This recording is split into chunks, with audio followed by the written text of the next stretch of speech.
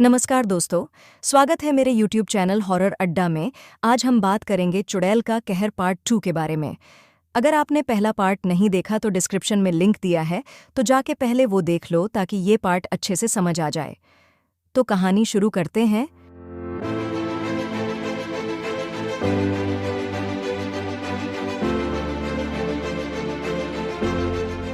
चुड़ैल शब्द निकाले ही थे कि उसने देखा कि सड़क के किनारे पीपल का पेड़ था।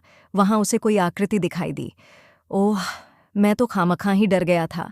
शायद उस औरत को शौच लगी हो, इस वजह से उधर जा रही हो।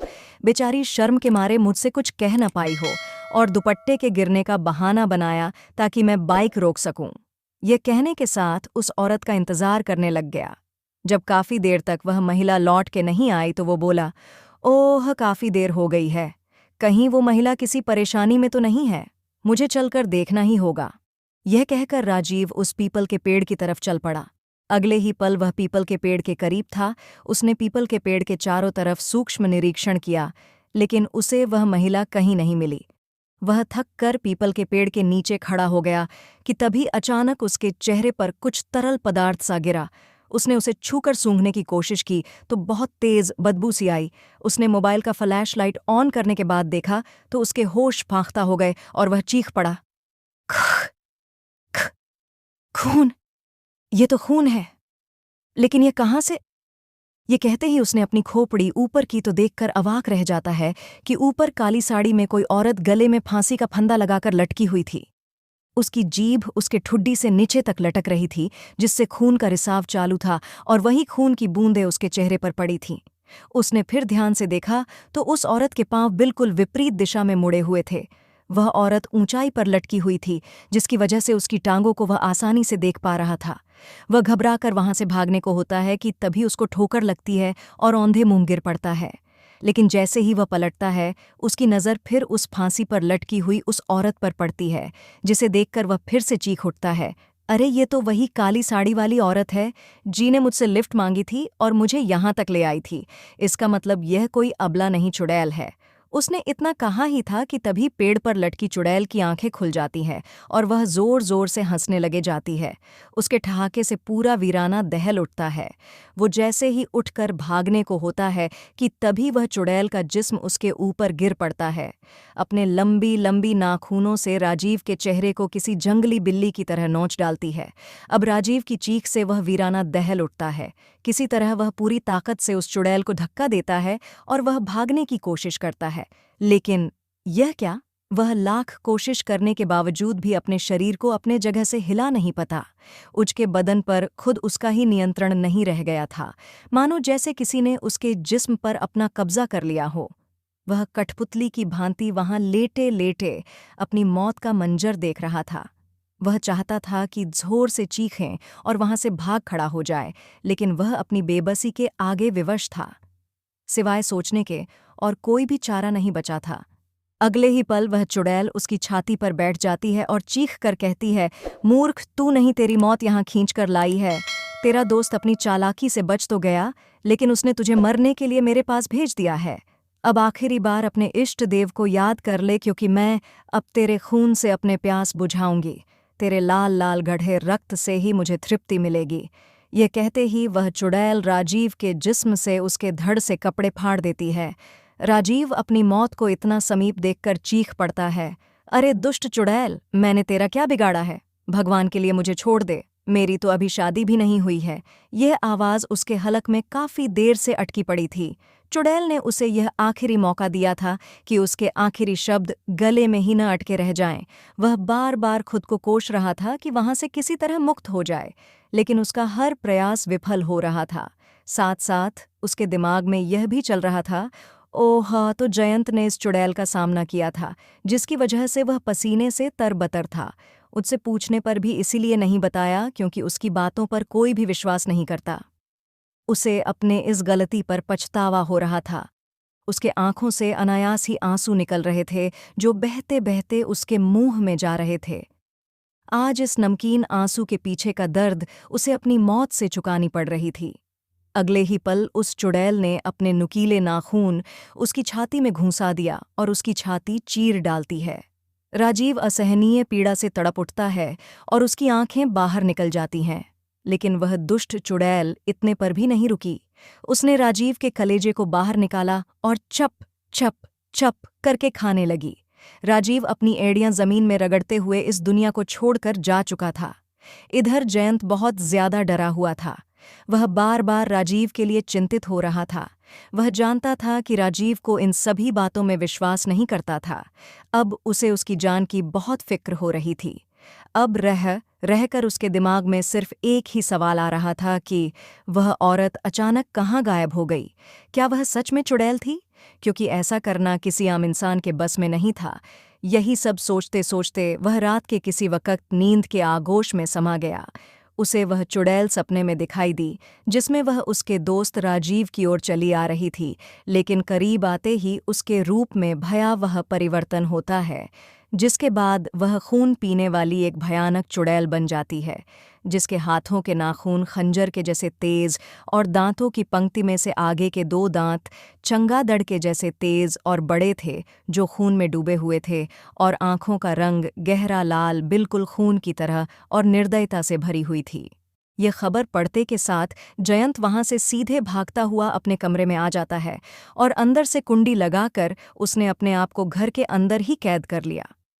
3-4 दिन बीत गए, लेकिन अभी तक उसके दिमाग में सिर्फ एक ही सवाल आ रहा था कि वह उस दिन बारात में क्यों गया। चलती हुई बाइक से वह चुड़ैल कैसे गायब हुई? वह चाहता तो राजीव की जान बचा सकता था, लेकिन यह सपना एक रात का नहीं था, बल्कि यह कहानी अब हर रोज और हर रात की बन चुकी थी। हर रात को यही सब होता और सुबह उठता तो फिर उसे कमजोरी सी महसूस होती। ऐसे होते होते 6 दिन और बीत गए। जनवरी के आखिरी हफ्ते में जयंत की माँ उससे मिलने को आती है। उसकी माँ मिर्जापुर में सरकारी विद्यालय में सहायक अध्यापिका के पर एक शिक्षिका थीं। वह अक्सर महीने के अंत में एक बार अपने गांव अरंद अवश्य आती थीं। जैसे ही माँ की नज़र जयंत पर पड़ती है तो वह देखकर चौंक जाती है, क्योंकि जयंत का शरीर बहुत ही कमज़ोर और सूख सा गया था। वह जयंत से आश्चर्यजनक रूप से बोलती हैं, "क्यों बेटा, तू इतना कमज़ोर और दुबला पतला कैसे हो गया? क्या हो गया तुझे?" जयंत बोला, "पता नहीं माँ, हो सकता है कि खेत में ज्यादा काम की वजह से कमजोर हो गया हूं।" माँ बोली, "बेटे, खेतों के काम तो तू बचपन से ही करता आ रहा है, लेकिन तू पहले ऐसा कमजोर कभी नहीं दिख मुझे। तुझे देखकर ऐसा लग रहा मानो जैसे तेरे शरीर में खून ही ना हो।" जयंत बोला, "माँ, तुझे तो मैं हमेशा कमजोर ही लगता हूँ। तू जब जब आती है मुझे ऐसा ही कहती है।" माँ बोली, "लेकिन इस बार की कमजोरी कुछ अलग नजर आ रही है।" ये कहकर माँ शांत हो जाती है। वो अंदर ही अंदर अब चिंतित हो चली थी। उसे संदेह हो गया था कि जयंत किसी गंभीर बीमारी की चपेट में आ चुका है। जयंत के पापा एक रात खेत में गए थे, तब से आज तक लापता हैं। उस रात उन्हें खेत की तरफ सबने जाते देखा था, लेकिन आते किसी ने नहीं देखा था। जितने लोग उतनी मुँह बातें।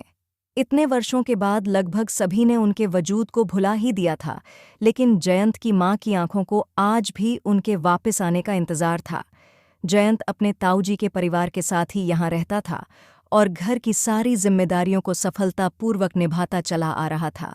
उसे अपने गांव की मिट्टी से बहुत प्रेम था और अपने पिता से बहुत लगाव, जिसकी वजह से वह अपने पैतृक घर को छोड़ना नहीं चाहता था। रात को दोनों एक साथ खाना खाकर सो गए।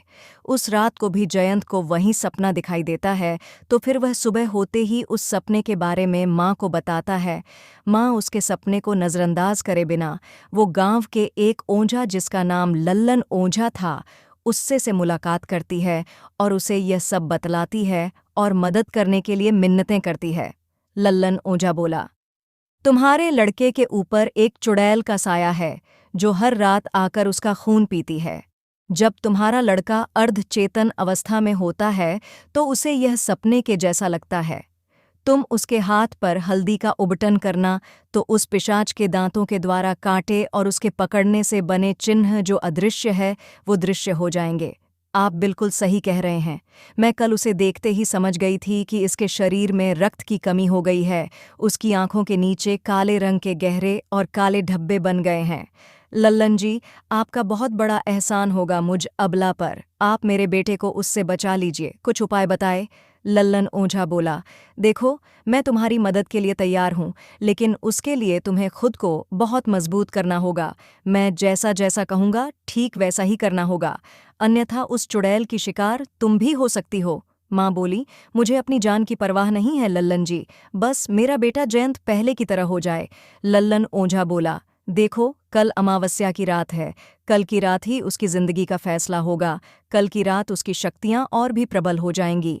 वह चुड़ैल चाहेगी कि कल जयंत को अपने वश में करके हमेशा के लिए अपनी दुनिया में चली जाए, लेकिन तुम चिंता न करना, बस कल अमावस्या की रात तुम अपने बेटे जयंत को किसी तरह लेकर यहाँ आना, ताकि उस चुड़ैल से छुटकारा मिल जाए।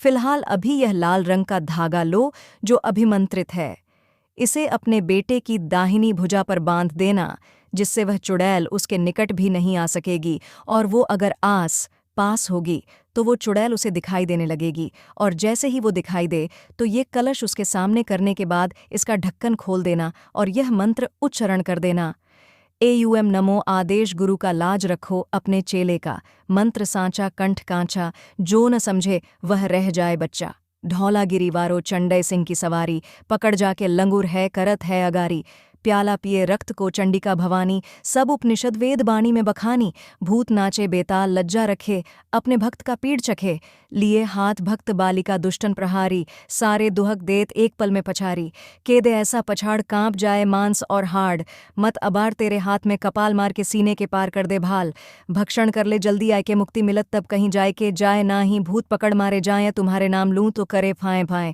राम की दुहाई गुरु गोरख का फंदा नहीं भागेगा तो करेगा तू ये अंधा, उड़ो उड़ो चुड़ैल वाहा, फुरो फुरो मंत्र स्वाहा। ये मंत्र उच्चारण कर देना तो वह इस कलश में समा जाएगी, और उसके बाद कलश का ढक्कन लगा देना तो वह चुड़ैल इसमें कैद हो जाएगी। लेकिन जैसे ही यह कार्य कर लो तो ध्यान रखना, ठीक उसी वक्त वह कलश लेकर तुम लोग मेरे पास आ जाना, तो फिर मैं उस चुड़ैल को हमेशा हमेशा के लिए भस्म कर दूंगा। इस बात की सावधानी रखना कि गलती से भी वह ढक्कन न खुले, अन्यथा मैं उस चुड़ैल का बाल भी बांका नहीं कर पाऊंगा।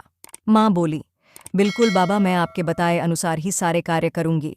माँ इतना कहकर वह तुरंत लल्लन ओझा से वह मंत्र एक कागज पर लिख लेती है। लल्लन ओझा को दोनों हाथ जोड़कर घर की ओर निकल जाती है। वो घर पहुंचकर उस रात को उसे अपने ही कमरे में ही सोने के लिए कहती है, जयंत पर बारीकी से नजर रखती है। उस रात जयंत ने कोई ख्वाब नहीं देखा। पूरी रात जागे होने की वजह से सुबह किसी वक्त उसकी माँ को नींद आ जाती है। बचाओ, बचाओ, मुझे इस चुड़ैल से बचाओ। अचानक इस आवाज के साथ दोनों झटके से उठ खड़े होते था। जयंत का मुंह खुला हुआ था और पसीने उसका पूरा जिस्म भीगा हुआ था। वह सामने की तरफ देखता हुआ कांप रहा था। जयंत की माँ उसे गले लगा लेती है। कुछ देर बाद जब वह सामान्य होता है तो उसकी माँ कहती है, क्या हुए बेटे, तुमने वह सपना फिर से देखा क्या? माँ, मैंने आज सपने में अजीब सा देखा। उस चुड़ैल ने मुझे और मेरे दोस्त राजीव रंजन को मारकर किसी सुनसान खेत के पास पीपल के पेड़ में एक रस्सी को गले में बांधकर लटका दिया है। मैं बार बार बचाने की आवाज़ लगा रहा हूँ, लेकिन कोई भी मेरी मदद नहीं कर पा रहा है। ये कहते कि साथ जयंत दोबारा अपनी माँ के गले लग जाता है। उसे उस वक्त डरा हुआ देखकर उसकी माँ उसे लल्लन ओझा वाली बात नहीं बताती है। पूरे दिन उसकी माँ उस पर कड़ी नज़र रखती है। जैसे ही सूर्यास्त होता है, उसकी माँ जयंत से कहती है, बेटे जाओ और जल्दी से स्नान करके आओ, तुम्हें कुछ ज़रूरी बात बतानी है। ये सुनकर जयंत नहाने के लिए चल जाता है। वो थोड़ी ही देर में नहाकर आ जाता है। जयंत की माँ लल्लन ओझा के द्वारा बताई हल्दी लेपन की प्रथम विधि को करती है। ऐसा करते ही थोड़ी देर के बाद जो सामने परिणाम आया, वो सब देखकर दोनों के होश फांकता हो गए। जयंत के दाहिने हाथ और गले में जो दांतों के द्वारा काटने के निशान थे, वो साफ साफ दिखाई दे रहे थे। जयंत की माँ ने जयंत को अब सब कुछ बताया, जो कुछ लल्लन ओझा ने कहा था, और फिर वो धागा जयंत की दाहिनी भुजा पर बांध दिया। लेकिन उन दोनों को यह मालूम नहीं था कि दीवारों के भी कान होते हैं। उसी कमरे के किसी कोने में उन दोनों की बातें और उपाय कोई सुन रहा था। ये सब बातें जो जयंत की माँ ने उसे बताई थी, वो सब बातें वह चुड़ैल वहीं पास में बैठी हुई सुन रही थी। धागा बांधते ही कुछ क्षण के पश्चात वह दृश्य होकर अचानक सामने आ जाती है, और फिर जयंत जैसे ही उस कलश को उठाने की कोशिश करता है, उसके पहले ही वह पिशाच उस कलश को कहीं दूसरी जगह छिपा देता है और अदृश्य हो जाता है। काफी मशक्कत के बाद उन्हें वह कलश घर के किसी कोने में प्राप्त होती है। जयंत की माँ जैसे ही उस मिट्टी के कलश को उठाने के लिए बढ़ती है कि तभी अचानक वह कलश हवा में 4 फीट ऊंची उड़ती है और धरती पर गिरकर टूट जाती है।